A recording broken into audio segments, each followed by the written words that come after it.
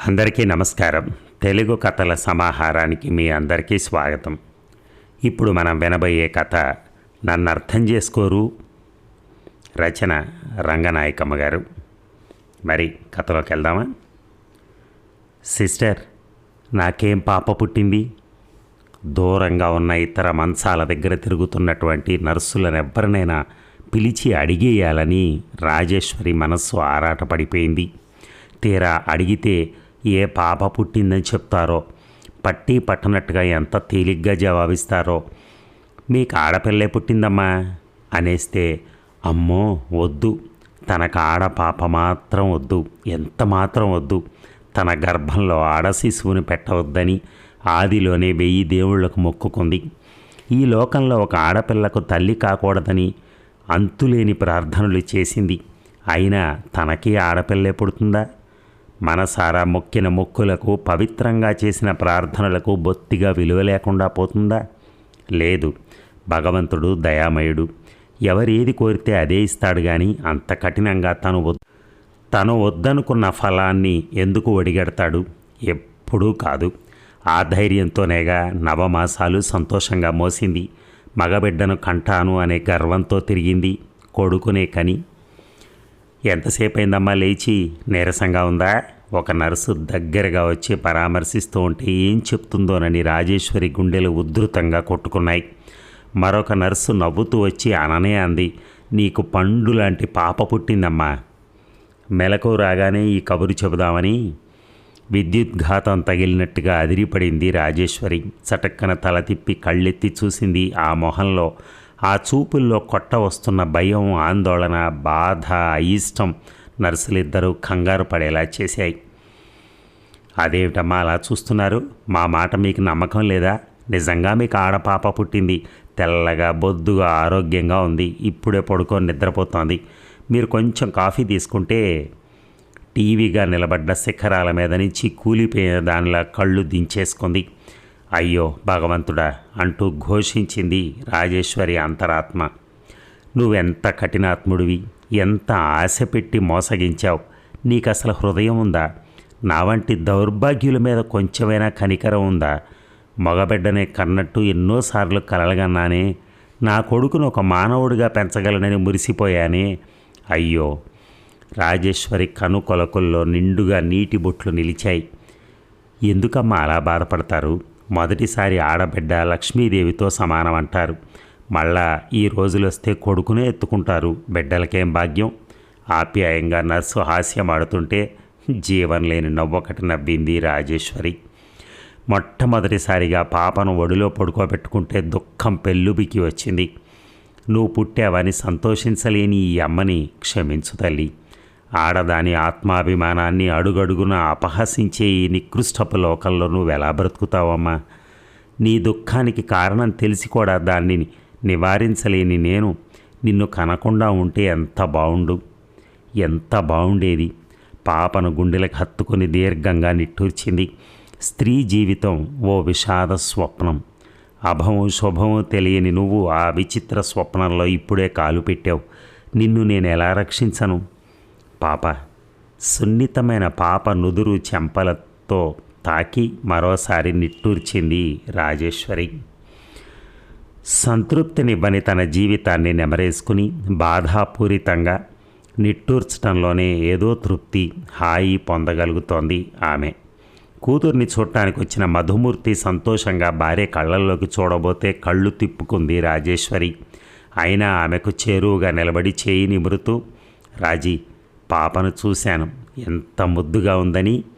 నీ పోలికేం కాదు, అంతా నా పోలికే సుమా. అవును కదూ అని మురిపెంగా మాట్లాడుతుంటే చటుక్కన మొహం తిప్పి ఆవేశంగా అంది, అవును, పాపక నా పోలికెప్పుడు రాకూడదు, రానివ్వను. తన సంతోషంలో భార్య మాట అంతగా పట్టించుకోలేదు మూర్తి. అయినా భార్య ధోరణి అతనికి కొత్త కూడా కాదు. అతని దృష్టిలో అది పిచ్చి ధోరణి కూడా.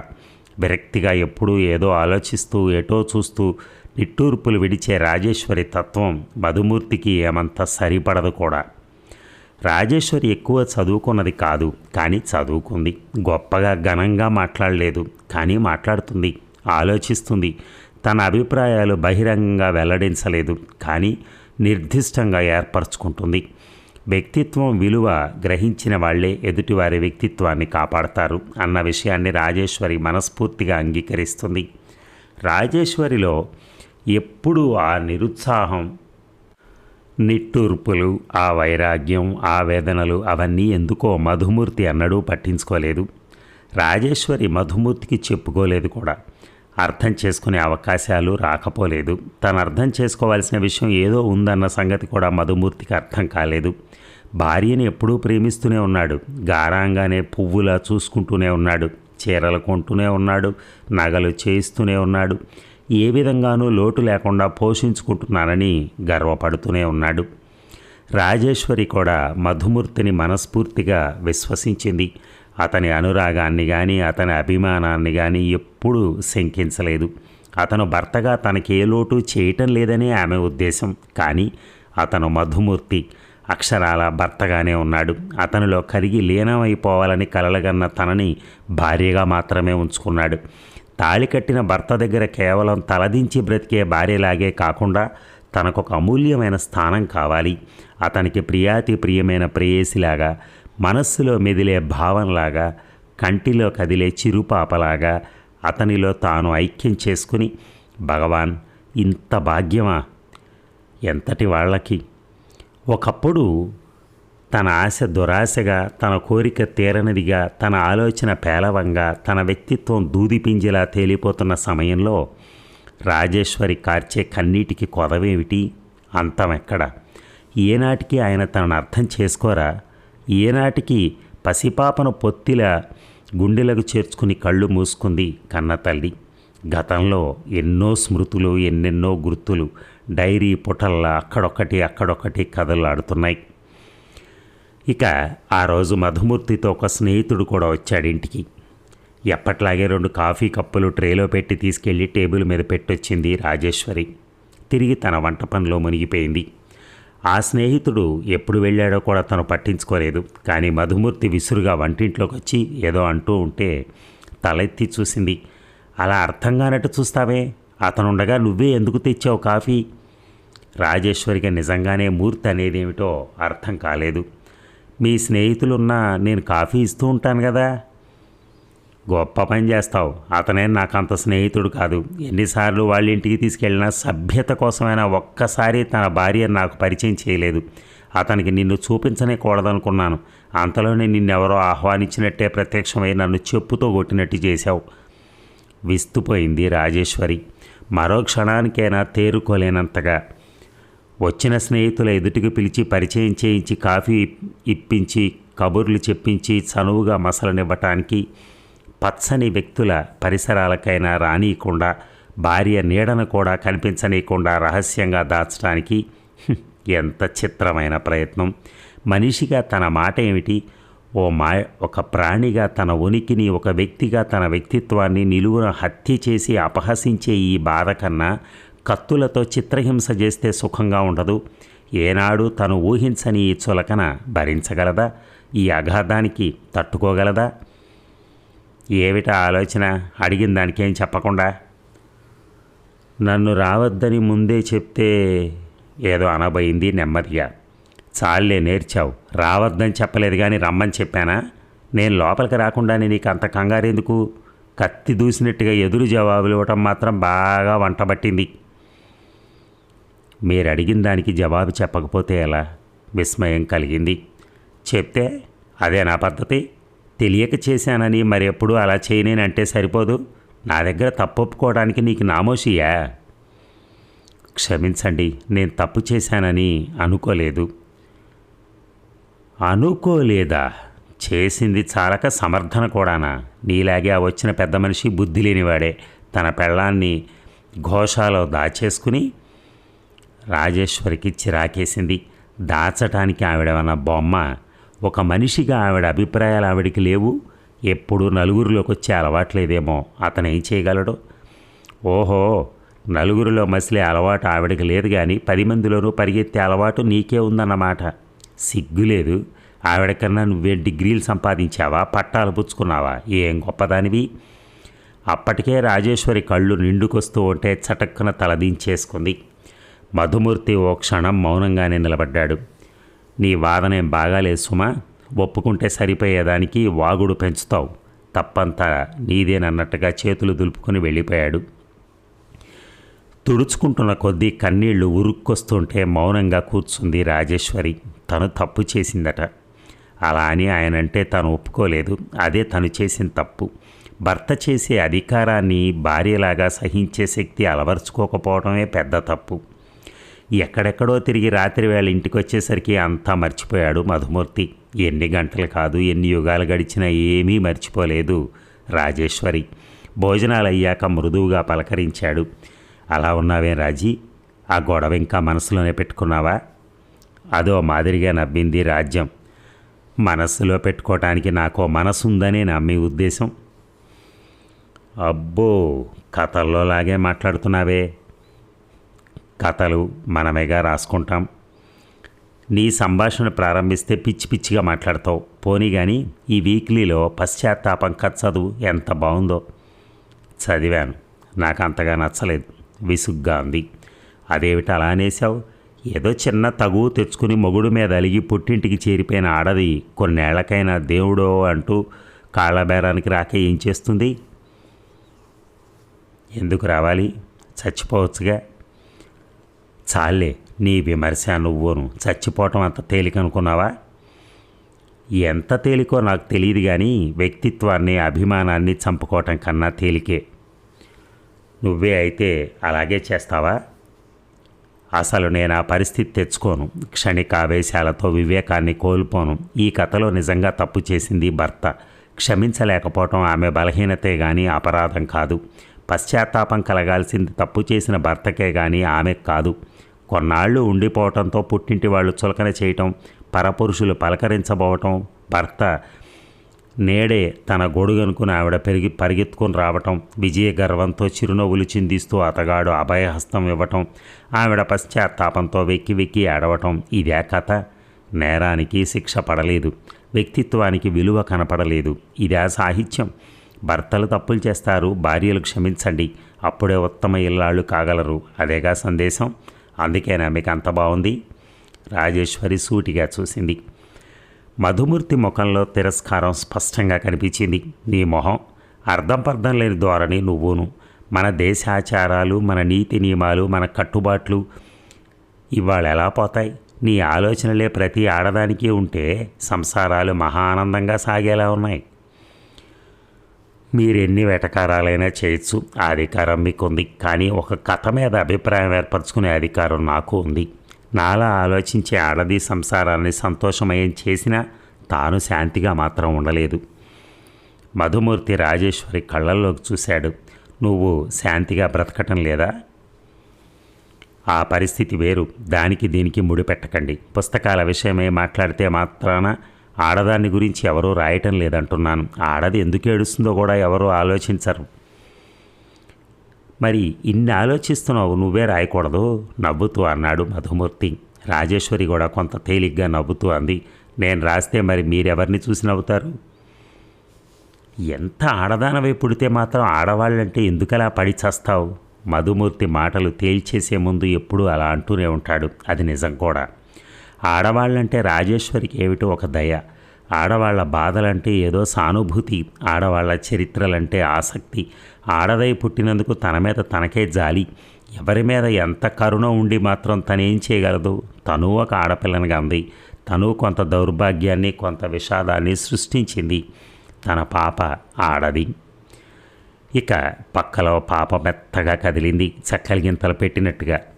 రాజేశ్వరి తదేకంగా కూతుర్ని చూసుకుంటూ కూర్చుంది. ఇది ఒక విచిత్రమైన అనుభూతి.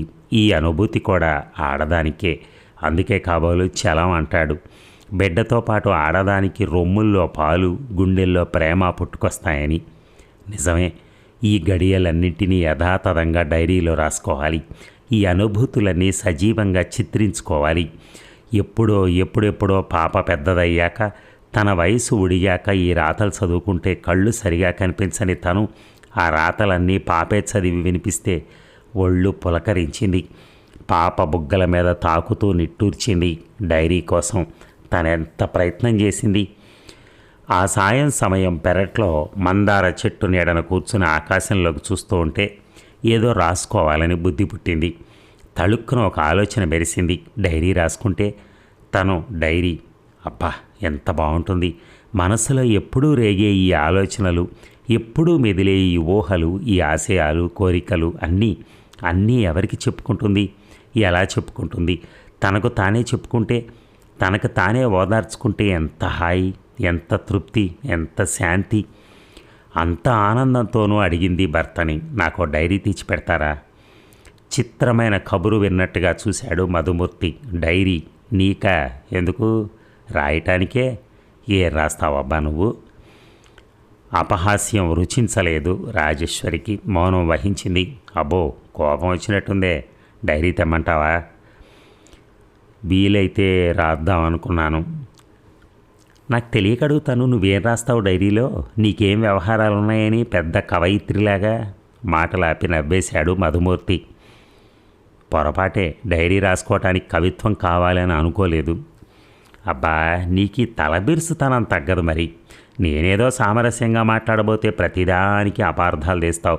ఈసారి నిజంగానే అంటున్నాను, డైరీ రాయటం మాటలు అనుకున్నావా ఏమిటి? కిందటి సంవత్సరం నేనే 3 అంతలు ఖాళీగా ఉంచేశాను. గులాబీ కన్నా మృదువైన రాజేశ్వరి హృదయంలో ఒక మోటు ముళ్ళు గుచ్చుకుంది. మగవాడైన తన భర్తే చేయలేని పని తనేం చేయగలదు? మగవాడికి లేని శక్తి సామర్థ్యాలు తనకెక్కడున్నాయి? అలాగే తను సరిపెట్టుకోగలదా? తన ఆశకు అర్థం లేదా? తన వాంఛకు విలువే లేదా? కాఫీ కప్పు తీసుకుని వంటింట్లోకి వెళ్ళిపోయింది. రాత్రికి మధుమూర్తి తిరిగి వస్తూ చక్కని ప్యాకెట్ అందజేశాడు భార్యకి. ఏమిటి? చూడు మరి, తినబోతూ రుచి అడుగుతామే. రాజేశ్వరిలో ఏదో ఆశ అఖండంగా వెలిగి ఆరిపోయింది. తనకు భర్త తెచ్చి ఇచ్చింది గులాబీ రంగు మీద బంగారు చుక్కలున్న కొత్త సిల్క్ గుడ్డ. గర్వంగా మెరుస్తున్న భర్త మొహంలోకి చూస్తూ తన అసంతృప్తి కనిపించనివ్వకుండా అంది, ఇప్పుడు ఎందుకు ఇది? చాలా ఉన్నాయిగా. మొన్నటి చీర మీదకి మంచి గుడ్డ కొనలేదు కదా. మా స్నేహితుడు ఒకడు ఒక గుడ్డలు తీయడానికి వెళ్తూ నన్ను పిలిచాడు. తీరా వెళ్తే నాకు ఇది నచ్చింది. గజం ఎంతో తెలుసా? 12 పైసలు కాదు, రూపాయలు. అయినా సరే తీసేశాను. ఇది చోళీ కట్టుకుని నువ్వు తొడుక్కుంటే ఎంత బాగుంటుందో తెలుసా?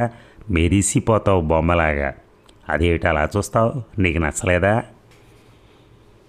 నేను బొమ్మని కాదు, మనిషిని కోరికలతో ఉన్న మనిషిని అని ఏడవాలనిపించింది రాజేశ్వరికి.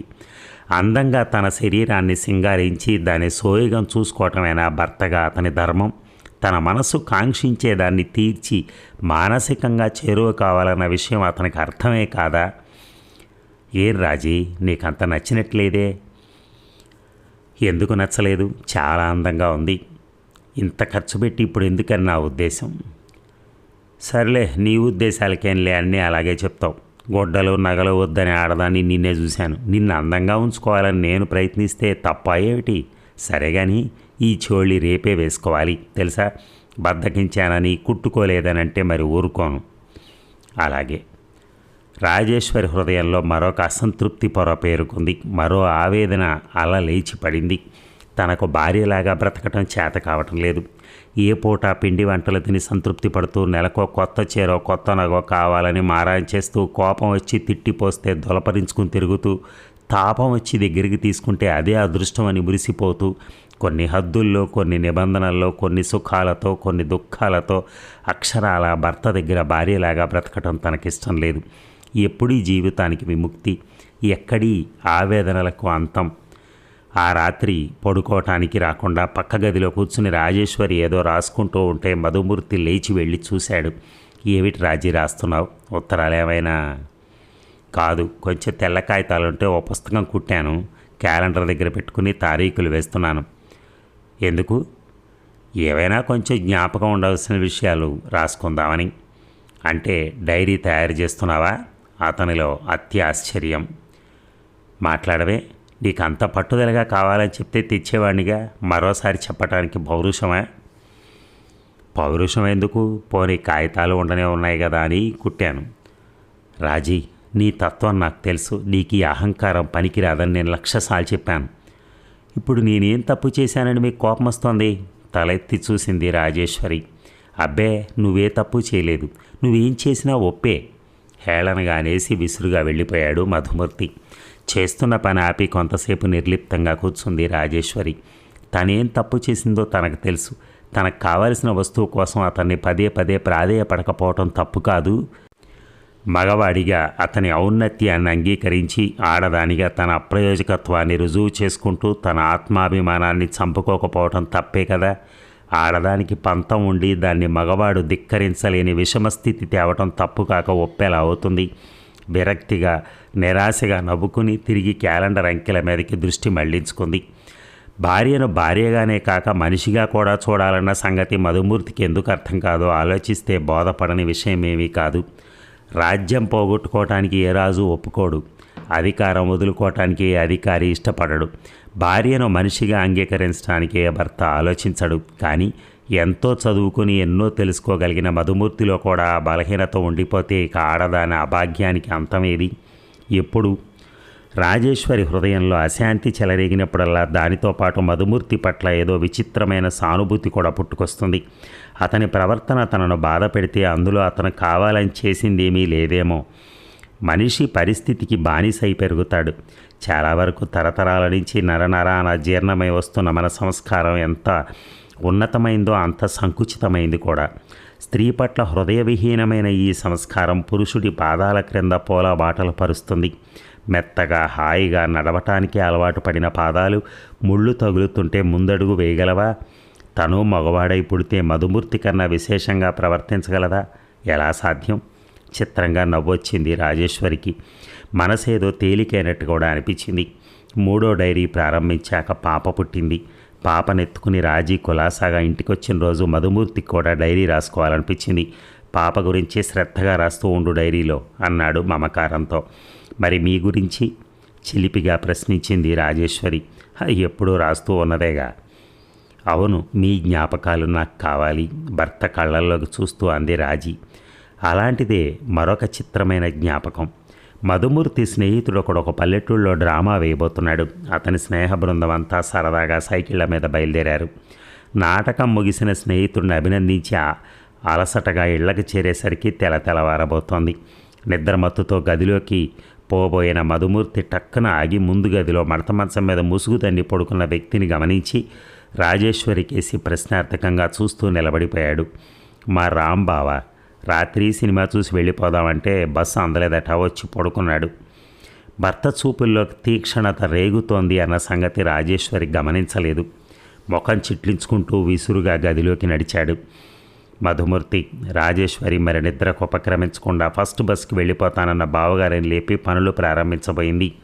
అన్నయ్య వచ్చాడా రాజ్యం? ఇప్పుడే వచ్చి పడుకున్నారు. తెల్లవారులు నిద్ర లేనట్టుంది. పోనీలే, లేపక కానీ నేను అడిగినట్టు చెప్పు. కాస్త మొహం గడుక్కుంటాను, నీళ్లు తెచ్చిపెడదు. కొత్త చోటైనా మీ ఇంట్లో బాగానే నిద్ర పట్టింది నాకు. రాజేశ్వరి పళ్ళ పుల్ల చెంబుతో నీళ్లు తెచ్చిస్తూ అంది. పాలు రాగానే కొంచెం కాఫీ పెట్టిస్తాను, ఓ పావుగంట కూర్చోకూడదు? ఎందుకు లేదు, అలా బయటికి పోతే కావలసిన నీ హోటళ్ళు బస్టాండ్ దగ్గర తాగుతానులే అని మొహం గడుక్కొని రాజేశ్వరి అందించిన దువ్వెనతో తల దూకున్నాడు. మరి వెళ్తాను. ఏమైనా కబుర్లున్నాయా? ఏమున్నాయి, అత్తయ్య వాళ్ళందరినీ అడిగానని చెప్పు. నువ్వు ఇక్కడికి వచ్చినప్పుడల్లా కాస్త కనిపిస్తూ ఉండు. తప్పకుండా. నిన్ను చూడాలని నాకు మాత్రం ఉండదా? వీధి తలుపు తీసి తిరిగి వేసిన చప్పుడు కూడా విన్నాడు మధుమూర్తి. ఇంటికి పోతూనే మంచం మీదకి ఒరిగిపోవాలనుకున్న మధుమూర్తి కొంతసేపు గదిలో పచారులు చేశాడు. మరికొంతసేపు మంచం మీద పడి నిలకడలేని వాళ్ళ దొర్లాడు. నిద్రతో కూరుకొచ్చిన కళ్ళు పొడారిపోయి బగబగా మండుతూ ఉంటే అరిచేతులతో ఒత్తుకున్నాడు. ఏం చేసినా ఎలా చేసినా ఊరట చిక్కకపోయేసరికి విసురుగా లేచి గది తలుపు తీసుకుని బయటకొచ్చాడు. అదేమిటి, మీరు ఇంకా నిద్రపోనే లేదా? మా బావ ఇప్పుడే వెళ్ళిపోయాడు, మిమ్మల్ని అడిగానని చెప్పమన్నాడు. ఏ అప్పుడే వెళ్ళనిచ్చావు? కొంచెం కాఫీ పెట్టిస్తాను ఉండమంటే విన్నాడు కాదు, మీరు నిద్రపోతున్నారని లేపకుండా వెళ్ళాడు. అఘోరించాడు. త్రుళ్ళిపడి చూసింది రాజేశ్వరి. భర్త మొహంలో ఎంత మార్పు! అతనికి అమితంగా కోపం వచ్చినప్పటి మార్పు స్పష్టంగా కనిపించింది. కళ్ళు జ్యోతుల్లా వెలుగుతుంటే భయపడిన దానిలా తల తిప్పుకుంది. అయితే అతను తెల్లవారులు ఇక్కడే పడుకున్నాడు కదూ? అయోమయంగా చూసింది. సినిమా చూసొచ్చి పడుకున్నాడని చెప్పాను కదా. చెప్పావులే, మగవాళ్ళు లేని సమయంలో పరాయవాడిని ఇంట్లో పెట్టుకోవడానికి నీకు సిగ్గు లేకుండా పోయిందా? వాడికి బుద్ధి లేకుండా పోయిందా? రాజేశ్వరికి ఏదో శరాఘాతం తగిలినట్టయింది. మాట పిగిలి రాలేదు. ఏం మాట్లాడావు? తప్పు చేస్తున్నానేమో అన్న ఆలోచన నీకు రానే లేదు కదూ? కోపంతో మండిపడుతున్న భర్త కేసి విస్మయంగా చూస్తూ అంది రాజేశ్వరి. తప్పేమిటి? రెచ్చిపోయాడు మధుమూర్తి. ఏమిటో నేను చెప్తే కానీ నీకు అర్థం కాదా? నేను ఇంట్లో లేకుండా అర్ధరాత్రి వాడు రావటం, తెల్లారుతుంటే లేచిపోవటం తప్పు కాదన్నమాట.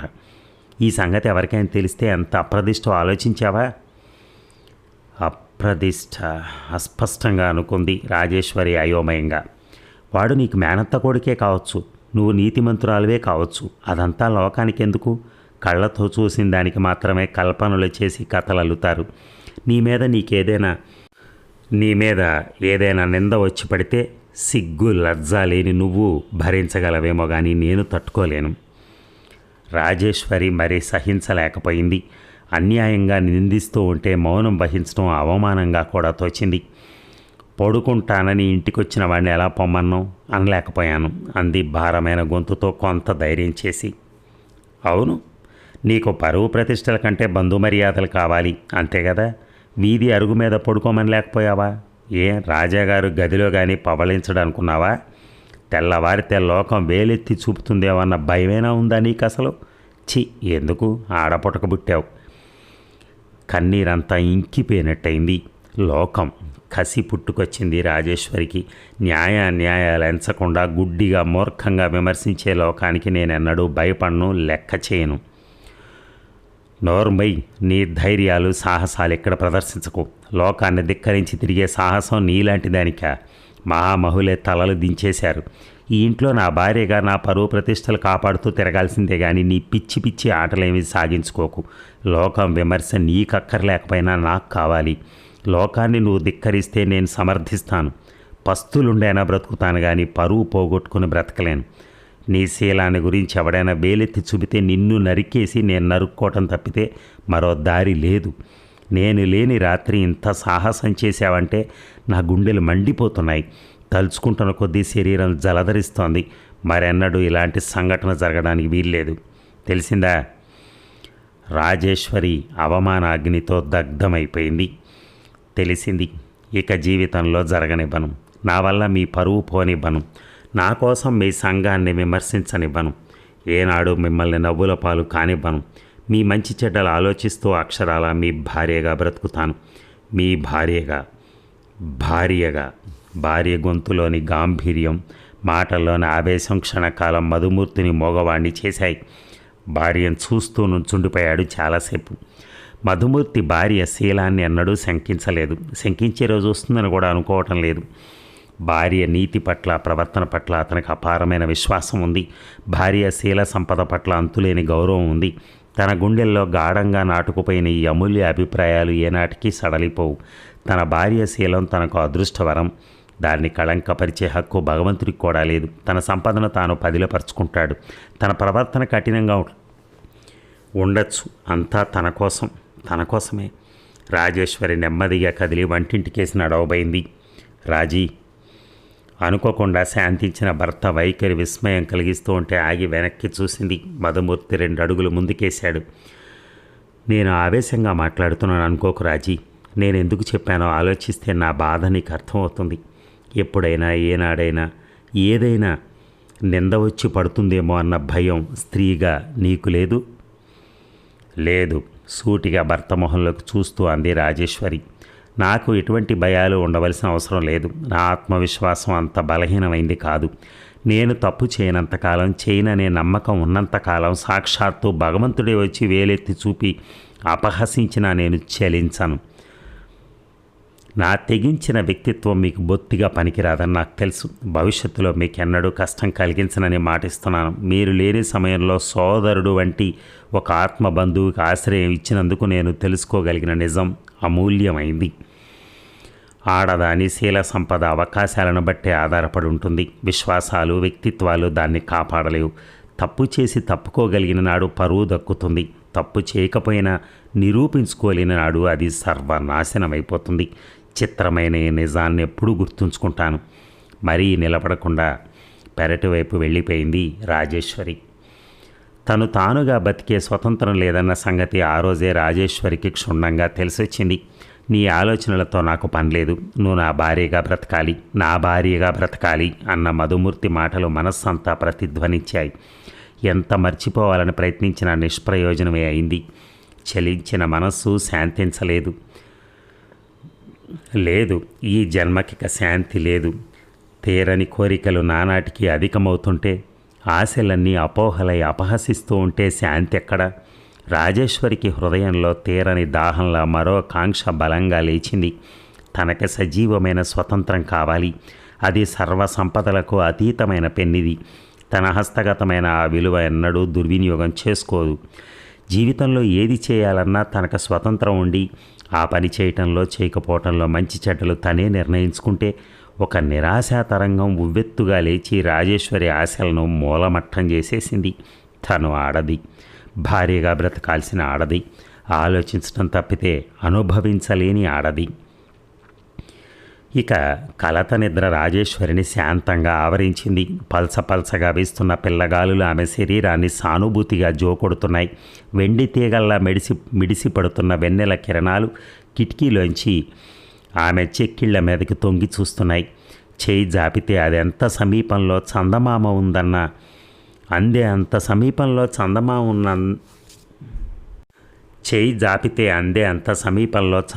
ఉందన్న ధైర్యంతో రాజేశ్వరి నిశ్చింతగా నిద్రపోయింది. స్వప్నావస్థలో విహరిస్తున్న రాజేశ్వరి ప్రశాంతతకు భంగం కలిగించేలా ఆమె హృదయం మీద చిత్రమైన ఏదో స్పర్శ. వెన్నెలలో మునిగి చల్లబడిన చెక్కిళ్ల మీద వెచ్చని గాలి తాకిళ్ళు. త్రుళ్ళిపడి లేవబోయిన రాజేశ్వరి వివసయ్యి తలగడలో మొహం దాచుకుంది.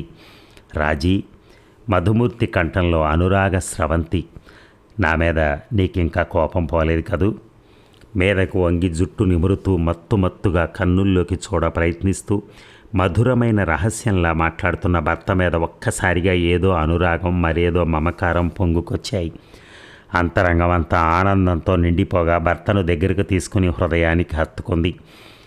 మీ మీద ఎప్పుడూ కోపం రాలేదు, ఎప్పుడు అని చెప్పాలనుకుంది. మంత్రముగ్ధలాగా మాట్లాడలేకపోయింది. మధుమూర్తి రాజీ చెక్కిలిని తాకుతూ అన్నాడు, నేను మంచివాణ్ణి కాదు, నిన్నెప్పుడు ఏదో ఒకటి అంటూ ఉంటాను. అయినా నన్ను ఆదరిస్తూనే ఉన్నావు. నువ్వు నా దేవతవు రాజీ. రాజేశ్వరి చూపులు చందమామ కేసి దారి తీశాయి. నిన్ను మరేమీ అనను రాజీ, నీకు దూరంగా ఒక్క క్షణం కూడా ఉండలేను. సున్నితమైన రాజీ పెదవుల మీద సుందరమైన చిరునవ్వు నిలిచింది. నిజం రాజీ, నా మాట నువ్వెప్పుడూ నమ్మవు కదూ. నీ మీద నేనెప్పుడూ కోపం తెచ్చుకోను. నన్ను నమ్ము రాజీ. నమ్మవు? అమాయకంగా దగ్గరికి చేరిన భర్త కన్నుల్లో ఏదో పసితనం పవిత్రంగా గోచరిస్తూ ఉంటే మరి మౌనం వహించలేక రాజీ అతని కంఠానికి చేతులు చుట్టి గాఢంగా హత్తుకుంది. అతి మృదువుగా, మధురంగా అతని హృదయంతో కబుర్లు చెప్పింది. మిమ్మల్ని నేనెప్పుడు నమ్ముతున్నాను. మీ మీద నమ్మకం లేనాడు నాకు మరేమీ లేదు. ఎంత మంచిదానివి రాజీ. మధుమూర్తి రాజీని ఆవేశంగా పెనవేసుకున్నాడు. నాకెప్పుడైనా కోపం వస్తే నువ్వు బాధపడకు రాజీ. నేనొక పిచ్చివాణ్ణి. నన్ను నువ్వే అసహించుకుంటే బ్రతకలేను. నా జీవితం అంతా నీ చేతుల్లోనే ఉంది. అవును అను రాజీ. రాజేశ్వరి హృదయం ఆర్ద్రమైపోయింది. కన్నుల్లో నీళ్లు తిరిగాయి. ఎంత విచిత్రమైంది అవస్థ. తనకు అందనిదేముంది, తను పొందలేనిదేముంది? తన ప్రేమికుడు, తన స్నేహితుడు, తన జతగాడు, తన సర్వస్వం ఇలా పసిపాపలా చేతుల్లో వాలిపోతే ఇక తనకి కోరదగిందేముంది? ఎప్పుడూ తనను సన్నిహితంగా రానివ్వని భర్త, తన మనస్సు విప్పి చెప్పనివ్వని భర్త, తన వేదన వెళ్ళబోసి ఏడవనివ్వని భర్త, ఏం చేయటానికి తనకు స్వతంత్రం ఇవ్వని భర్త ఇప్పుడు భర్త కాడు, అధికారి కాడు, కఠినుడు కాడు, నిరంకసుడు కాడు, జతగాడు, తన సహచర్యాన్ని అర్థించే సన్నిహితుడు, భిక్షగాడు, తన ప్రేమ ఫలాన్ని ఆశించే క్షుధార్తుడు.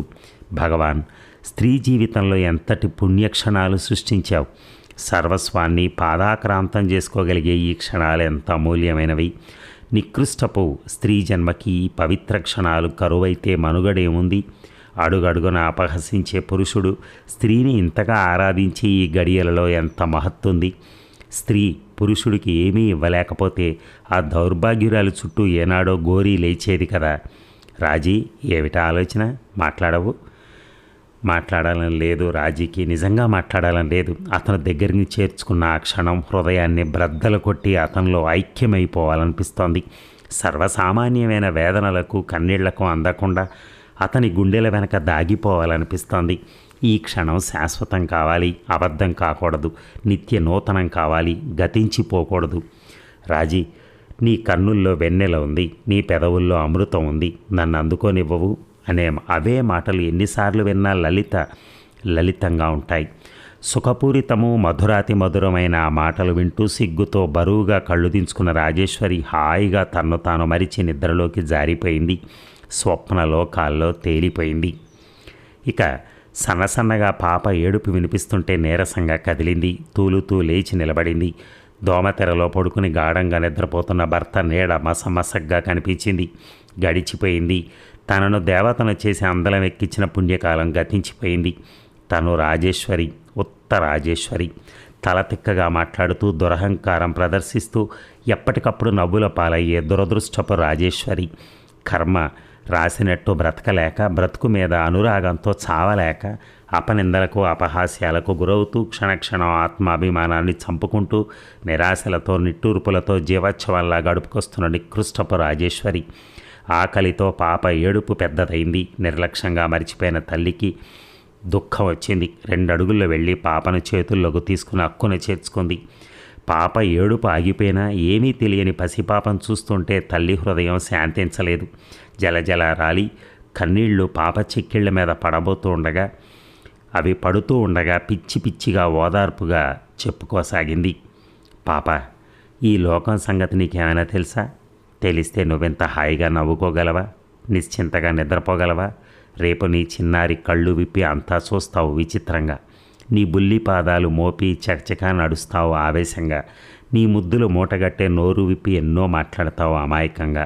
కానీ నువ్వు ఏది చేసినా ఏం చేసినా విమర్శించబడతావు తల్లి. నవ్వుల పాలవుతావు. నువ్వు ఆడదానివన్న సంగతి మర్చిపోతావేమోనని లోకం భయపెడుతూ ఉంటుంది. నీ రక్త మాంసాల్లో ఒకటిగా పెరుగుతూ వస్తున్న అభిమానం అంతం చేసుకోవాల్సి వస్తే నీ హృదయం బద్దలైపోదు. గర్వంగా విశిష్టంగా ఏర్పరచుకున్న నీ వ్యక్తిత్వం వమ్మైపోతూ ఉంటే నీ తనువు తల్లడిల్లిపోదు. అమ్మా చిరంజీవి, నేనేం చేయగలను? నా వారసత్వం కోసం నిన్ను కన్నానని నింద వేస్తావా? బొమ్మగా బ్రతకలేనని దుఃఖపడతావా? సర్వసామాన్యమైన ప్రకృతి ధర్మాన్ని మీరలేకపోయిన ఈ అమ్మను క్షమిస్తావా? మనసారా క్షమిస్తావా? వద్దు తల్లి, వద్దు. ఎవరు క్షమించినా నన్ను నేను క్షమించుకోను. మనం చచ్చిపోతే నిన్ను మళ్ళా కడుపులో దాచుకుని నేను చచ్చిపోతే. రాజీ, మెలకు వచ్చిన మధుమూర్తి ఆవేశంగా అరిచాడు. త్రుళ్ళిపడింది రాజేశ్వరి. కట్టలు తెగిన దుఃఖానికి అడ్డు వేయటానికి ప్రయత్నించకుండా మధుమూర్తి చేతుల్లో వాలిపోయింది. చేజారిన పెన్నిధిని దక్కించుకున్నంత ఆరాటంగా రాజీని పెనవేసుకున్నాడు మధుమూర్తి. రాజీ, ఏమిటిది? జవాబుగా అతని పాదాలు కన్నీటితో అభిషేకం చేసింది. ఇన్నాళ్ళు నిన్ను అర్థం చేసుకోలేకపోయాను రాజీ. అర్థం చేసుకోవాలని కూడా ప్రయత్నించలేకపోయాను. ఇందుకైనా ఎప్పుడు నువ్వు బాధపడుతూ ఉంటావు. నీ దుఃఖానికి కారణం అసలు నువ్వు దుఃఖపడుతున్నావనే విషయం ఎంతమాత్రం తెలుసుకోకుండా గడిపాను. కానీ రాజీ, నేనెంతో అదృష్టవంతుణ్ణి.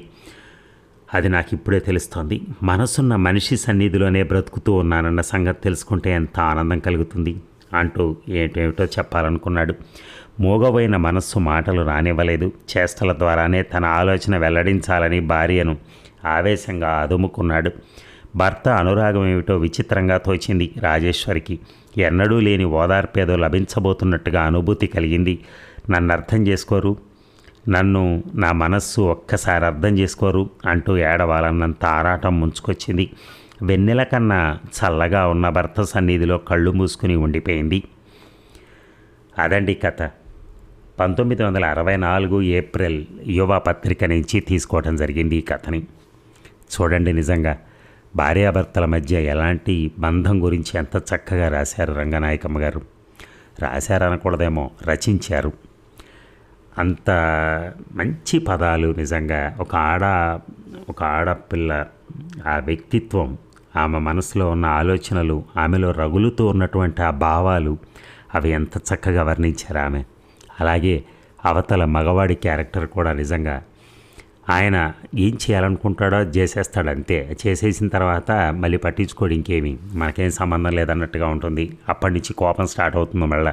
కోపం స్టార్ట్ అయిపోయినాక మళ్ళీ అవసరమైనప్పుడు మళ్ళీ ప్రేమ కలుగుతూ ఉంటుంది.